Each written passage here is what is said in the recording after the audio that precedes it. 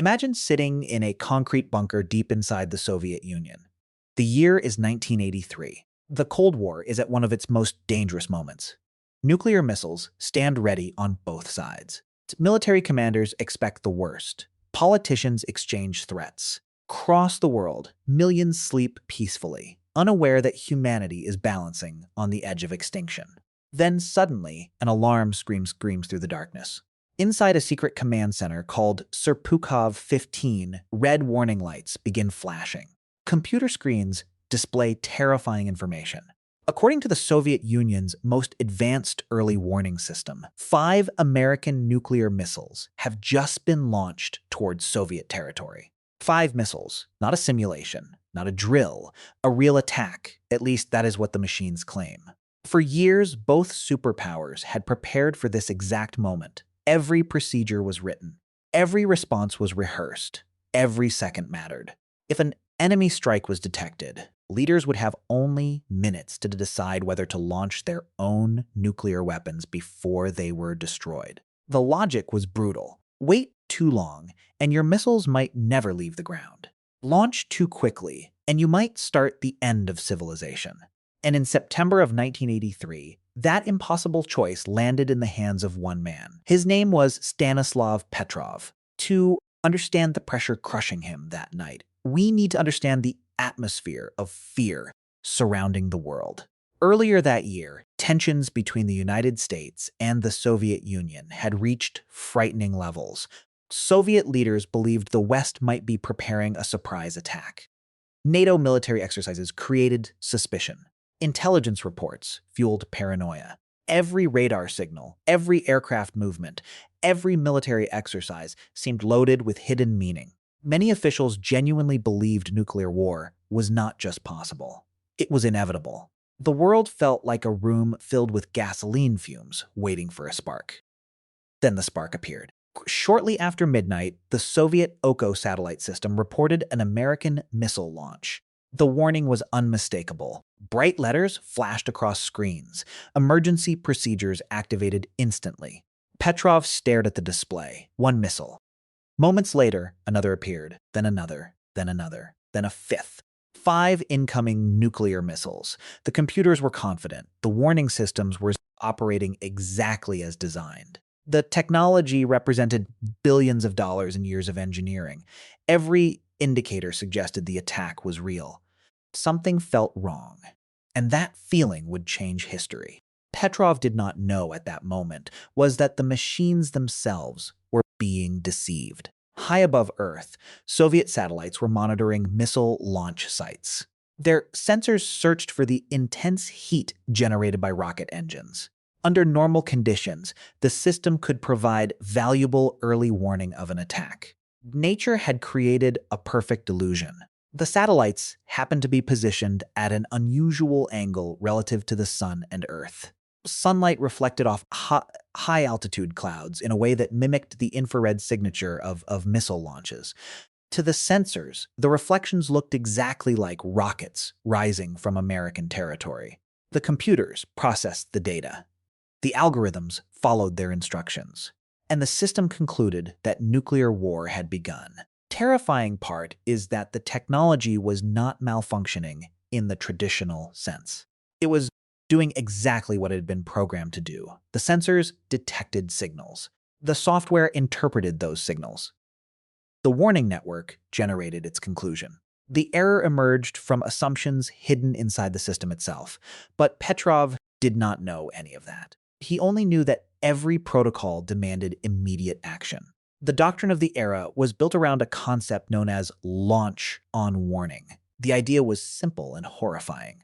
If enemy missiles were detected, retaliation must begin before those missiles could destroy Soviet forces. That meant decisions had to happen fast. Sometimes within minutes, there was no luxury of investigation, no opportunity for lengthy debate. The entire system depended on trust in the data. Trust the computers. Trust the sensors. Trust the process. But what if the process was wrong? The room grew heavier. The countdown continued. Every second increased the pressure. Petrov examined the information again. Something kept bothering him. If the United States truly intended a surprise nuclear attack, Why launch only 5 missiles? Military strategy made little sense of it. A real first strike would likely involve hundreds or even thousands of warheads.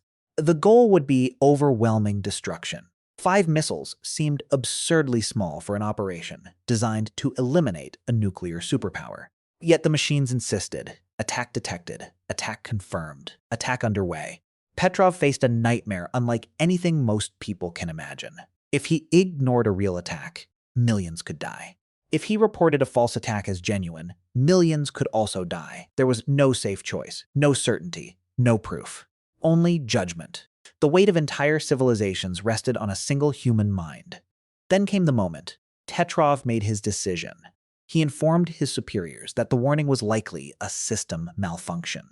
Not because he possessed evidence, not because he had confirmed the error, not because procedures instructed him to do so. He simply trusted his reasoning more than the machine. It was a gamble. Breathtaking gamble. One that could have ended his career, destroyed his reputation, and potentially doomed his country if he was wrong. Imagine the silence after that decision. Imagine waiting. Imagine watching the clock. If the missiles were real, impacts would eventually follow. If the missiles were fake, nothing would happen. Minutes passed, then more minutes, no explosions, no mushroom clouds, no apocalypse. The attack never came. The machines had been wrong. Humanity continued breathing because one officer questioned what appeared to be unquestionable evidence. The story did not end there. Many people assume Petrov immediately became a celebrated hero. Reality was more complicated. The Soviet military launched an intense investigation into the incident. Officials needed answers. Why had the system failed? Why had procedures broken down? Had a single officer been forced to make such a critical judgment call? Initially, Petrov received praise for his actions. Some recognized that his calm assessment may have prevented catastrophe, yet criticisms soon followed. Military organizations value procedure. Petrov had deviated from expectations.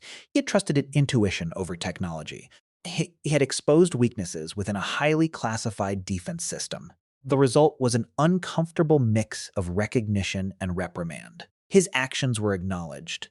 His choices were questioned, and the entire incident disappeared behind walls of secrecy. For years, the world knew nothing. Families raised children. Cities expanded. Governments changed. Cold War eventually ended. Yet, almost nobody realized how close the world may have come to disaster on that September night. Only in the late 1990s did declassified information begin revealing what happened inside Serpukhov 15. As documents emerged, the public learned a startling truth. Human civilization may have been one confirmation away from unimaginable destruction. One yes, one decision, one officer choosing to trust a screen. That realization remains chilling today. Because the lesson is larger than the Cold War. The lesson is about human judgment itself. Now fast forward to 2026. Computers are far more powerful. Sensors are more advanced. Artificial intelligence can analyze information faster than any human. Military systems increasingly rely on automation, machine learning, and autonomous decision support. Many people view this as progress, and in many ways it is. The shadow of Serpukhov 15 still stretches across the modern world. Complex systems remain vulnerable to unexpected failures. Algorithms still inherit flawed assumptions. Digital networks still produce conclusions that can appear certain while being dangerously wrong. The difference is that today's systems are often far more complicated. Sometimes even their creators cannot fully explain every decision they make. That reality raises an uncomfortable question. What happens when future warnings come from systems too complex for humans to understand? Who questions the machine then? The phrase human in the loop has become increasingly important for exactly this reason. It means that despite automation, a human being retains final responsibility. A person can pause. A person can doubt. A person can ask whether the machine's conclusion actually makes sense. Machines process information. Humans provide judgment. And sometimes judgment matters more than data. Stanislav Petrov's legacy is not merely about preventing a false alarm. It is about demonstrating that courage can take an unexpected form. Sometimes courage is not pulling a trigger. Sometimes courage is refusing to. Sometimes courage is looking at overwhelming evidence and daring to ask whether the evidence itself might be wrong. The world survived that night because one man accepted uncertainty when everyone else demanded certainty.